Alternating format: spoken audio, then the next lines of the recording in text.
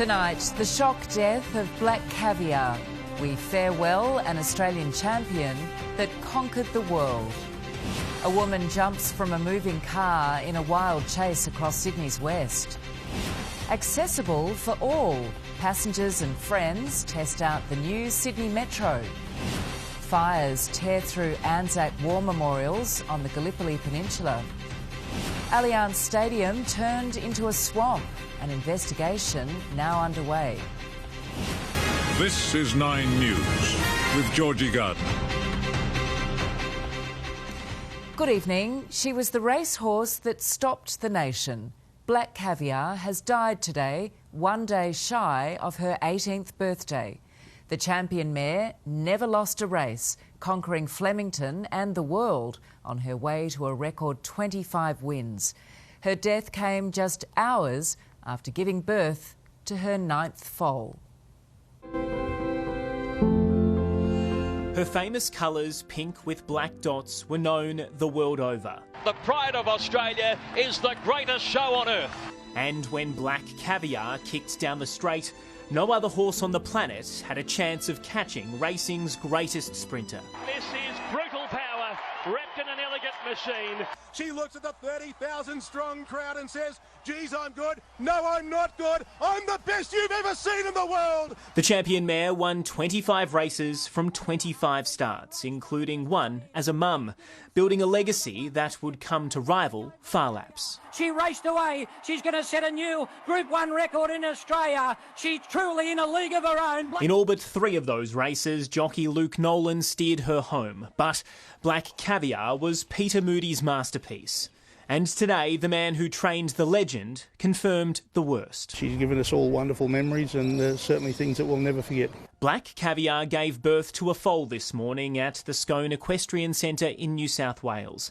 But the 17-year-old mare had been unwell for days and soon after lost blood flow to her front legs. The only humane sort of action to take was to unfortunately put her to rest, and that decision, even though a very hard decision, I think was made in the best interests of a wonderful horse, and we want to remember her for what she was, not what she was going through. Those good times started at Flemington. But Flemington gates are back and Black Caviar jumped away well. In April 2009, in her first race as a 2-year-old, Black Caviar blitzed the field by 5 lengths. She's sprinting away for Jared Noski. Over the next 4 years, she proved unstoppable, winning 21 races at home before flying to the UK to meet the Queen and narrowly scraped through at Royal Ascot in the Diamond Jubilee. It's tight! Black Caviar and Moonlight Cloud in a photo! Black Caviar returned home in 2013, crossing the line first at Flemington and Moonee Valley for a final time before a 25th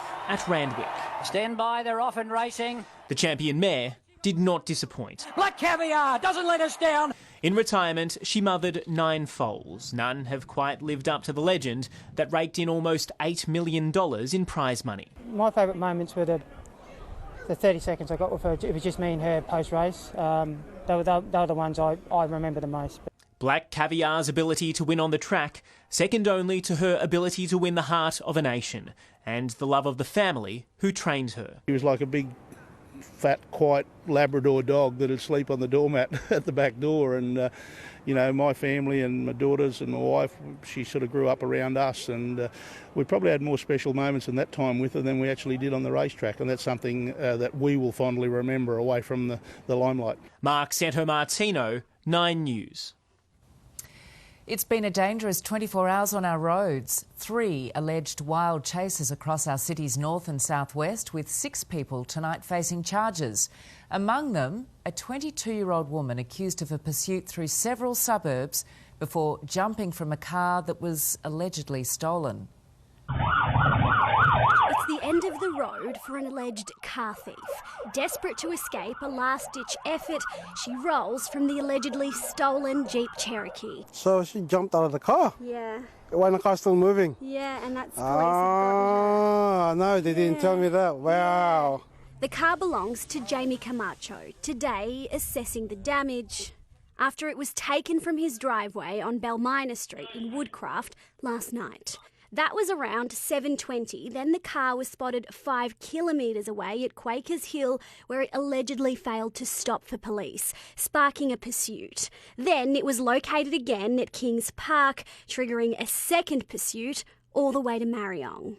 A GPS tracker on Jamie's phone helped police trace her every move. It ultimately allowed them to close in on her here at Mariong and make an arrest. Lucky, the person took my car, then throw away my phone. So that's why I was able to track my car. Allegedly behind the wheel, Alirica Vale. The 22-year-old didn't make it very far after she allegedly tried to escape on foot. Nor did she in court today, applying for bail, but it was refused.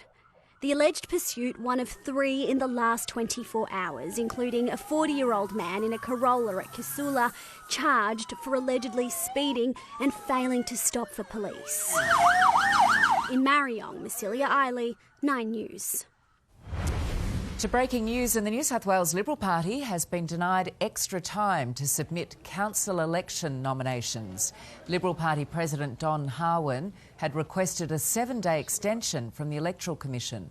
It follows an administration blunder that saw the party fail to lodge more than 130 candidate nominations by last week's deadline.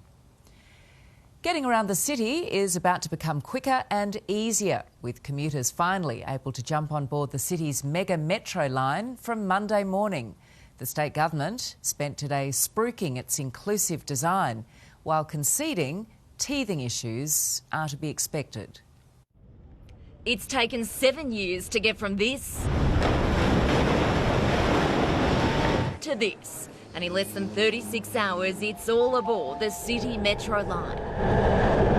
From Monday, 200,000 commuters are expected to take up the faster future commute, the first driverless train setting off just before 5 a.m. Sydney City Metro can carry more people during the peak than the Harbour Bridge and the Harbour Tunnel combined.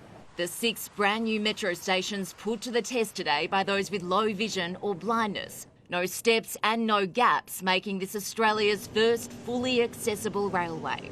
I don't have to worry about that I'm getting too close to the edge of the platform because we've got the Perspex screen going along the side. Has kind of people like me in mind as much as any other member of the public. A seal of approval from Duke and Tippy too. Alright for North Sydney's. This latest metro extension from Chatswood to Sydenham via the city will see trains departing every 4 minutes in peak hour, reducing travel times between Castle Hill and Martin Place to just 35 minutes. Victoria Cross Station to Barangaroo in just 3 minutes, a 7-minute trip from Central to Sydenham. 375 extra bus services added across the mega network. More frequency, extended some of those routes, particularly for commuters in the northwest and the North Shore. There are bus services to get them to the door of the new metro on Monday morning. Crunch time for construction workers racing against the clock. This metro line is the largest boost to transport capacity since the Harbour Bridge, a project of such scale likely to present some teething issues. This system will have all hands on deck. We will have all of the engineers, all of the operational experts. How it plays out will influence when the green light is given on the final stage of the project in Bankstown, which will mean a 12-month closure of the existing T3 Bankstown line as it's converted to the Metro Rail and linked to Sydenham. In Crow's Nest, Hayley Francis, 9 News. The state Liberals have made their pick for the October Epping by-election. Monica Tudor-Hope, the daughter of Liberal frontbencher Damien Tudor-Hope, securing a majority of pre-selection votes.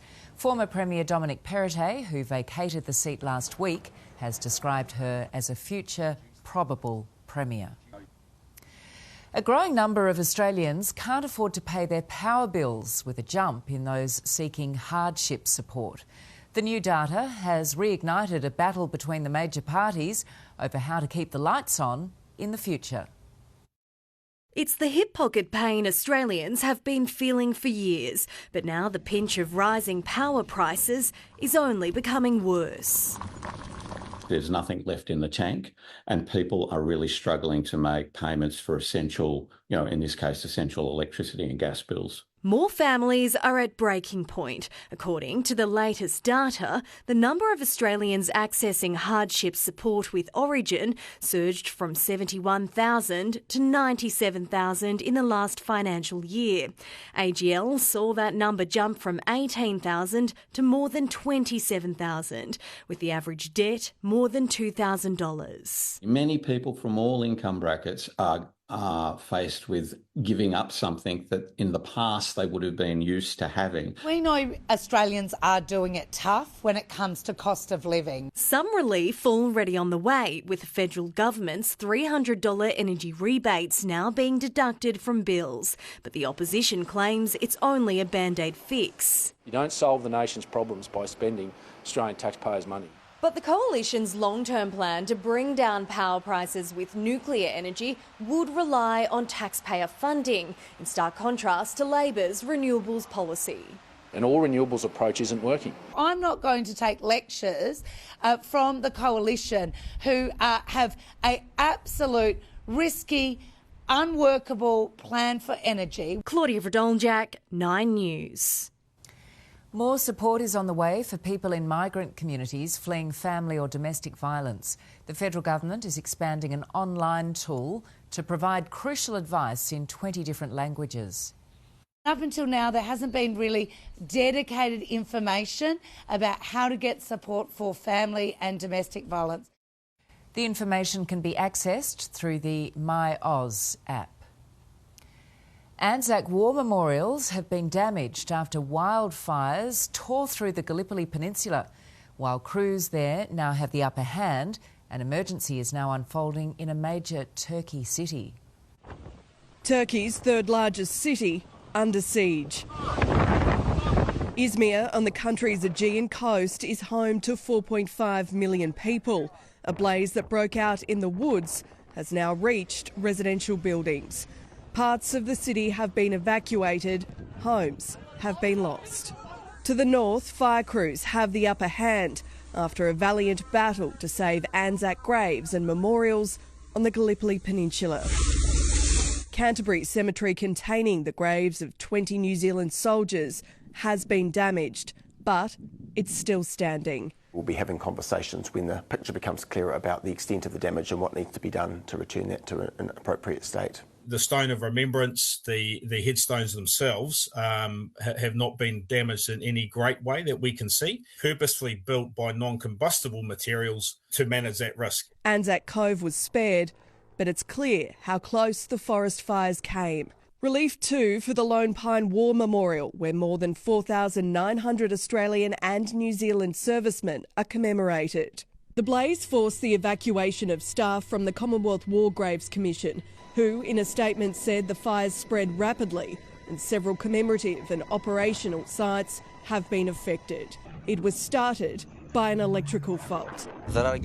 We will be more careful from now on because we know how important these exceptional lands are, the director of Gallipoli Historical Site says. Tonight, the fire is under control, but conditions remain volatile and fire crews on high alert. In London, Jessica Mawood, 9 News. Ukraine has destroyed a key bridge in Russia's Kursk region as forces continue their incursion into the country. It's believed the destruction will make civilian evacuations more difficult. US President Joe Biden says he's optimistic about a ceasefire deal between Israel and Hamas, with talks to resume next week.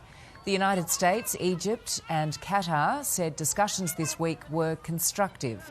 Mr. Biden has issued a warning that no one in the region should take action to undermine the process. In a matter of days, US Vice President Kamala Harris will be at the centre of her party's national convention, celebrated as the pick for the Democrats. But first came a big promise of tax relief for almost a third of the country's population. In the battle for hearts and minds, Kamala Harris pitched to Americans' hip pocket. When the middle class is strong, America is strong. The Vice President's first major policy speech of the campaign, also a chance to try to relate to middle America. I worked at McDonald's to earn spending money. Well, some of the people I worked with We're raising families on that paycheck. The Democratic pick for president vowed to tackle cost of living and price gouging. She pledged to give tax relief for 100 million Americans and offer a first home buyers grant. That piece of her plan, I think, is likely to just drive prices up. Kamala Harris's policy cell comes days before the Democratic National Convention as she tries to draw a contrast between herself and Donald Trump. A Trump tax on gas. A Trump tax on food. The former president shifted from this. I think I'm entitled to personal attacks. I don't have a lot of respect for her. I don't have a lot of respect for her intelligence. To kitchen table talk. Every single thing is up. Eggs up 48%. Cookies up 27%. Today, his pick for vice president fed into the economic debate. Kamala Harris is making their job harder, and Donald Trump is going to make their lives easier. But the Republican campaign is having poll problems. Now, plane problems too, after issues with Donald Trump's today an emergency landing for J.D. Vance and Trump Force 2. Eventually, a safe departure and a hope the journey to the election is a little smoother. In the United States, Jonathan Kersley, 9 News. Alleged arsonist Bishoy Hanna did not apply for bail today after being charged with lighting a number of suspicious fires in Sydney's southern suburbs. Police say the 35-year-old set a boat on fire at Sans Souci early yesterday morning before trying to torch 2 cars. The driver was missing when police found this car flipped on its side at Strathfield last night.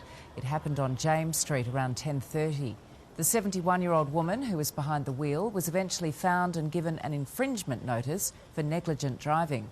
A parked car was also damaged in the crash. Sydney's newest stadium has been slammed by league stars after a severe storm.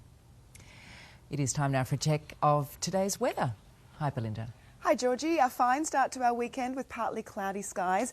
A chance to dry out after last night's thunderstorm rumbling through Sydney south and east. Nearly 20,000 lightning strikes recorded within 120 kilometres of Sydney. Holsworthy getting the biggest drenching, 14 millimetres falling in just 10 minutes with a total of 22, 21 for Kentland and 8 for the city. Today was the city's warmest day this month, nudging 22 degrees after dipping to 13 this morning. Both about 4 degrees above the August average, but it felt a few degrees cooler in the wind thanks to some moderate to fresh westerlies gusting up to 54 kilometres per hour in Kurnell.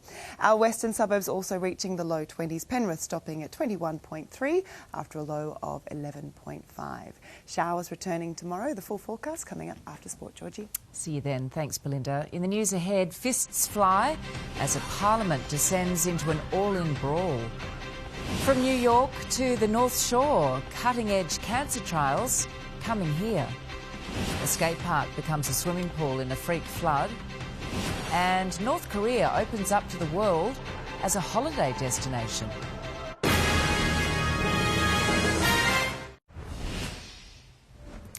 A cancer clinical trial hub has been set up at Royal North Shore Hospital thanks to a $20 million donation. The money was a parting gift from philanthropist Kay Van Norton-Posch, who died from a rare cancer in June. The hub will work with the renowned Memorial Sloan Kettering Cancer Centre in New York.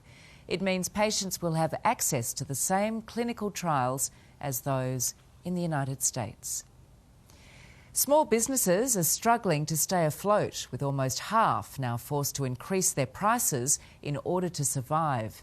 For owners, it's taking a toll, and the federal government's now pouring in millions of dollars to fund free mental health support services. Naturopath Emily Rose Yates has run her own business for 17 years, but in 2020 the pressure became too much. I felt like overwhelmed. I'd just open my eyes and I'd feel this immense sense of overwhelm. Really starting to rethink everything. Struggles in her personal life at the peak of the pandemic, on top of trying to keep her business afloat. You are the accountant, the bookkeeper, the marketer, the leader, the practice manager, the naturopath. I'm all of the hats, so it's a heavy load. And the 42-year-old mother isn't alone. Nearly 40% of small business owners experience mental health challenges. They're in real strife. They're under enormous pressure. Beyond Blue trying to fix that through a free 8-week therapy program. The new Access for Small Business Owners service fills an absolutely critical gap in the system. Since starting, it's helped more than 6,000 people across the country, and the results speak for themselves, 70% having fully recovered. And for every dollar spent, almost $2 has been created. Now the federal government is investing another $10.8 million to extend it to 2026, along with the National Debt Helplines. We know that some small businesses are dealing with inflationary pressures at the moment, which is why we've got these two important programs being extended. For Emily, it was the turning point, and now there's calls for the program to be made permanent. It was really amazing timing because something was about to blow, was my feeling. It's arguably the toughest operating environment in recent memory, and we need to make sure that we're backing our small business owners. Claudia Radoljak, 9 News. A fistfight has broken out between politicians in Turkey's parliament. The brawl began when a member of an opposition party insulted a politician from the government. Dozens of lawmakers rushed towards the Speaker's podium to trade blows, leaving 3 MPs injured. What started as a trickle soon became a terrifying surge of water as flash flooding inundated homes in the US state of Utah. The torrent followed 2 days of intense thunderstorms, which turned this skate park into a swimming pool. North Korea will reopen one of its cities to foreign tourists from December, almost 5 years after it closed its borders due to COVID. 2 China-based tour operators will be allowed to visit. The communist country only started to scale back COVID restrictions in the middle of last year. The 1993 hit comedy Cool Runnings put the sport of bobsledding on the map. Now, an ambitious group of Australians are aiming to outdo the Jamaicans. They're keen to prove they can push to the podium, eyeing off Winter Olympics glory in Italy next year. Feel the rhythm! Feel the ride! Get on up! It's bobsled time! Cool Runnings! If we learned anything from these guys, it's that no snow's no barrier to bobsledding. Great! Very good. So, with sunny Brisbane sweltering through a 28-degree August day, what better time to launch our own audacious Australian 2026 Winter Olympics bid? We're 18 months out from Milan, so if you want to give it a go, then we're here, we're ready. The Jamaicans weren't the only green and gold to debut at the 1988 Games. We did too. And while it's simply impossible to actually bobsled in Queensland, this weekend's recruitment events testing speed, strength and power to uncover the talent we can train up to take to the next Olympics in Italy. If you think you're within this range of hitting these distances, times, etc., then you might be a shot at making a team. The field's a mix of those who've never tried the sport and a few Aussies you may not have heard of already representing our nation internationally. It was back in 2021. I was living in Canada and my rugby season had just finished. I was kind of looking for a different sport. I feel my rugby career kind of winding down. Solar technician Reece Peters spends every Australian summer training overseas before returning home during our winter to save money and do it all again. Those who make the cut here will head to Calgary in Canada for a training camp, putting their push skills to the test on the ice. For many, it'll be a make or break moment, the first time they sled in actual snow. Abby Guerin, 9 News. Next on 9 News, the first homes snapped up at Melrose Park, the new boom town in Sydney's northwest. Plus, fruit sent flying in a highway smash. The double-decker bus restored to its former glory and now on show in Sydney.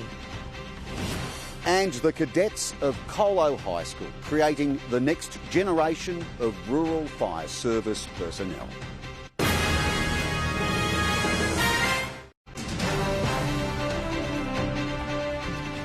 It's one of the biggest urban renewal projects in Sydney, and today the public had its first chance to buy into the new Melrose Park Town Centre. 500 units hitting the market, as experts say long-awaited stock is bringing some relief for buyers and renters.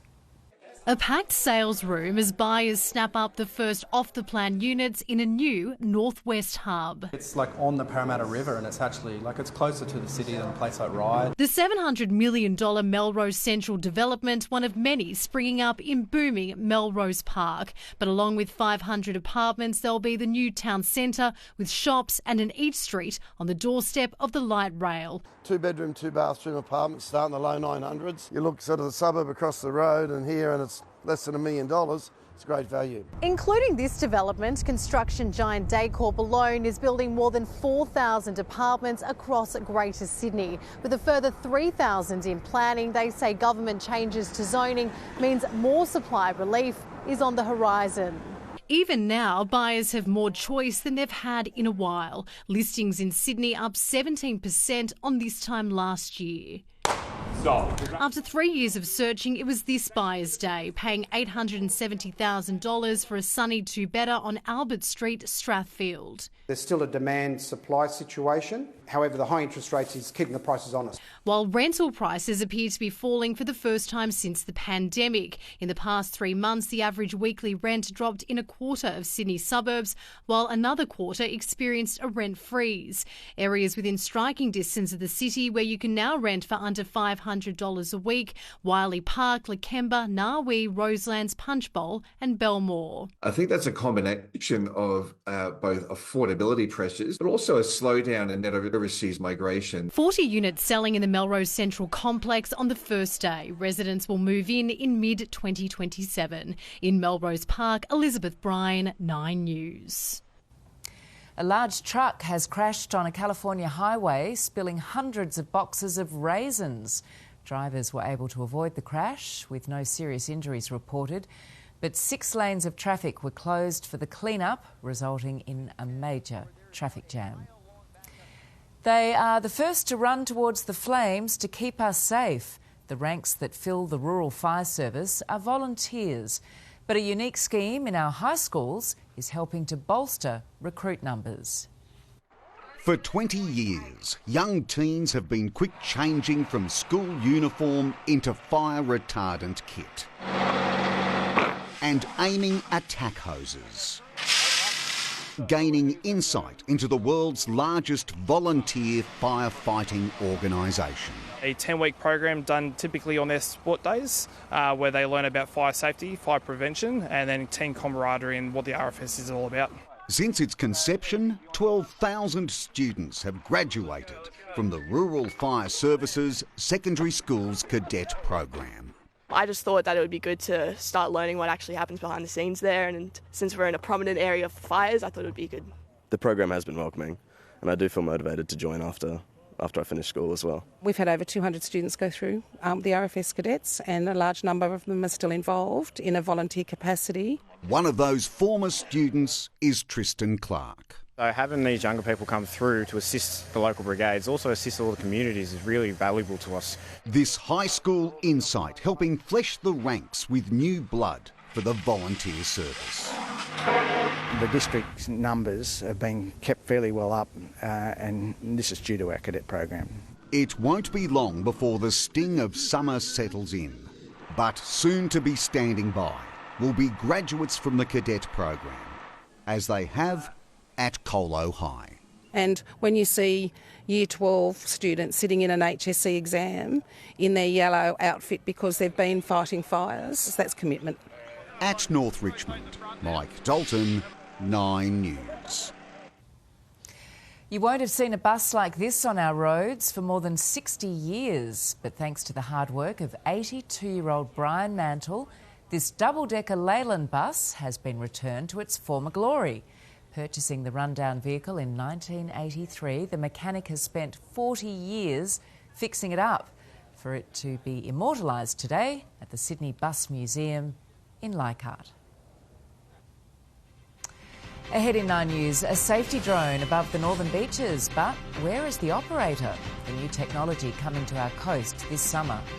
Crowds flock to Auburn for a festival favourite, And in sport with Danika Mason, the Bulldogs are all but set for a stunning return to finals footy. Yes, good evening, Georgie. They sure are, and they could finish in this year's top four. Craig Fitzgibbon lifts the lid on Nicho Hynes' recovery as the star playmaker pushes to return for the finals. And Sydney sides continue to dominate in the AFL as the Giants book their place in September.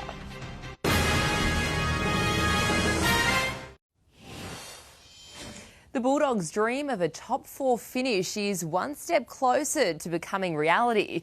Cameron Ciraldo's men taking down another finals contender to leap back into fifth on the ladder with a dominant 30-10 win over the Dolphins. It's not really in our control, so that'd be nice. Well, I think we're capable of being a top four team. There's still things in our game that we need to improve that top four teams do well. So if we continue to do that, who knows what we're capable of. Nicole Dunn, 9 News. Cronulla's hopes of a top four finish are about to receive a big boost, with coach Craig Fitzgibbon revealing injured halfback Nicho Hynes is making huge strides in his recovery. Yesterday was almost like another big step forward, like in the speeds and the distances that he got through yesterday. I'll be really confident he'll get back before the finals, yeah. Winger Ronaldo Mulitalo has been cleared to return a week early from his foot injury, confirmed to face the Knights tomorrow. The Rabbitohs are in Campbelltown tonight for the very first time since 1999 as they prepare to take on the Tigers. Andrew John joins us to preview this match. Joey, it's been another tough week for the Bunnies with Latrell Mitchell in the headlines again. How do you think the Latrell photo scandal will impact the team playing tonight? Oh, I don't think it'll affect him at all. Latrell's been out for a while. I doubt he's been in and around the team. A scandal like this, I don't think it'll affect the South players at all. What about the Tigers, currently last? How much will their desire to avoid a third wooden spoon be motivating them? I wouldn't know what motivates the Tigers. I don't know. But playing at home in front of their fans, but also just turn up to compete. I think the key for the Tigers is they've got to start well. If they start well and see a bit of victory, then they'll really compete harder. But for motivation, I don't really know. All right, looking forward to all your commentary tonight from 7 p.m. Well, James Tedesco says the Roosters can match it with premiership favourites the Storm and the Panthers. The Tricolours are closing in on a top two finish after a 38-14 win over the Eels as they build towards their best at the business end of the season. Less than 2 years after the $850 million venue was opened. It's probably one of the worst fields I played on for a while, especially with the grounds these days. They go pretty quick and I didn't think it rained that much. Tom Trbojevic again soared in the Sea Eagles' 24-10 victory over the Warriors. Turbo will plant it down. You're not going to hear me speak too poorly about Tom Trbojevic. I love him as my fullback. He's on a bit of a hot spot at the moment, so yeah, we just keep encouraging him to play footy. Manly's bid for a top four finish alive, but they won't take the last place Tigers lightly. If we don't respect our next game and our next opposition, we'll find ourselves worrying about the wrong stuff. Zach Bailey, 9 News. Jesse Hogan has led the Giants to a 7th straight win. Hogan simply can't miss at the moment, booting 6 goals in a 101-92 win over Fremantle. GWS sealing their spot in this year's playoffs. They'll remain second if Port Adelaide lose tonight's showdown against the Crows. The Swans have all but sealed their first minor premiership since 2016 thanks to a 39-point win over Essendon. Despite a scrappy first half, coach John Longmire says it's one of Sydney's most satisfying wins of the season. I've been so pleased with how we've gone about it, just putting the overalls on, getting to work. You're not going to be playing at your best all the time. You've got to find a way. Amid speculation about his future, veteran midfielder Luke Parker wound back the clock with 3 crucial goals. Nick Percat has held off a late challenge from Chaz Mostert to win the Tasmania Super Sprint. Percat notching his 2nd win of the season and first ever at Symmons Plains. Pole sitter Brock Feeney finished 3rd, while championship leader Will Brown put in a great drive, jumping from 16th to finish 7th. A much improved round of 2 under has rocketed Australian Min Woo Lee up the leaderboard at the St Jude Championship. Lee is now tied for 33rd, but will need to finish at least 17th to qualify for the second week of the playoffs. American Denny McCarthy and Olympic bronze medalist Hideki Matsuyama share the lead at 11 under. And Manchester United has opened the new Premier League season with a 1-0 victory over Fulham. An 87th minute goal from new recruit Joshua Zirkzee getting the Red Devils across the line and giving under pressure manager Erik ten Hag the winning start he desperately needed. And Georgie will be live from 7 p.m. with all the NRL action. We love a bit of Saturday night footy. Don't we just? Enjoy. Thanks, Danika. Next, Sydney's most expensive home under the hammer today. Also, the long-range drones being put to work this summer. And a record-breaking bush dance at Broken Hill.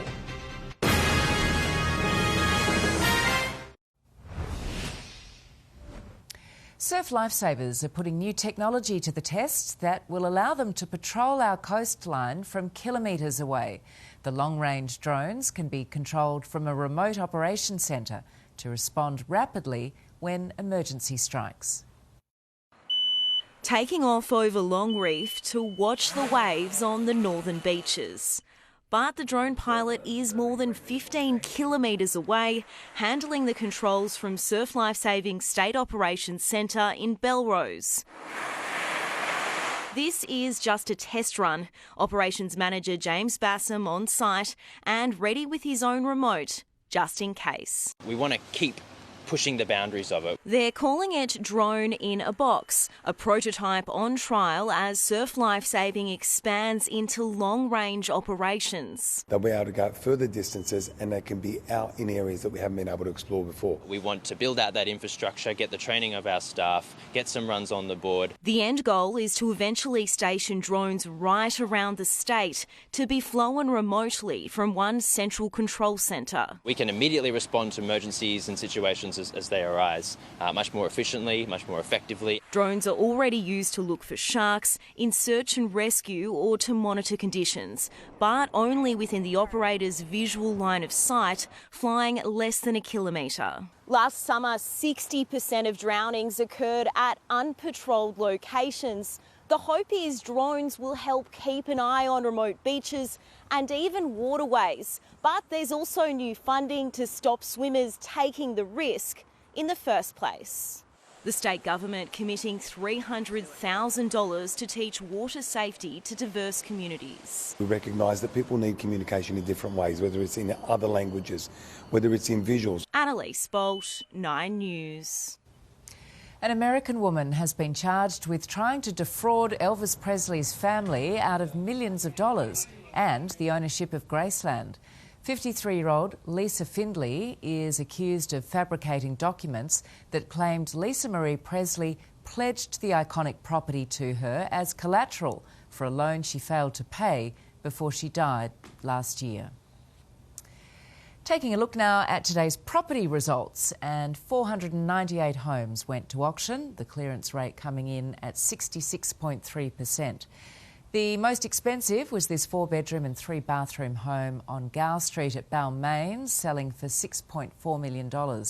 At the other end of the market was this 2-bedroom apartment at Wentworthville, which sold for $435,000. Spring is still a couple of weeks away, but the blossoms at Auburn Botanic Gardens have already sprung. The Sydney Cherry Blossom Festival kicked off today, bringing a slice of Japan to our west, along with live music and traditional food. 100,000 people are expected to attend the 9-day festival. History has been made in outback New South Wales. 6,248 festival goers have gathered in Broken Hill for the Mundi Mundi Bash, breaking the world record for the most people doing a freeze frame in unison. When it came to the Nutbush, they fell short of any titles by a few hundred people. The event raised nearly $98,000 for the Royal Flying Doctor Service. Coming up, Belinda with the weather for the rest of the weekend. Thank you, Georgie. Mostly clear skies for Sydney tonight with those westerlies starting to ease. Right now it feels more like 11 in the city and in our west. A southerly change sweeping up the coast tomorrow, bringing showers and cooler temperatures. That forecast is next.